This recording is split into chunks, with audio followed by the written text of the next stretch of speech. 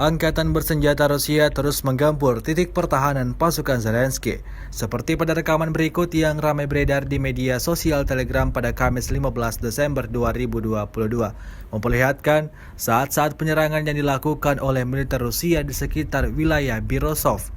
Sebelum meluncurkan serangannya, para tentara Rusia mengidentifikasi titik tembak militan Ukraina terlebih dahulu. Setelah itu, sejumlah peluru dan amunisi lainnya disiapkan. Dan tak butuh waktu lama, parit militan Ukraina seketika porak-poranda akibat hantaman serangan rudal Rusia. Pasukan Rusia mengklaim tentara Ukraina yang ada di sana tewas di tempat. Bersama dengan hal itu, kerugian besar diderita oleh angkatan bersenjata Ukraina.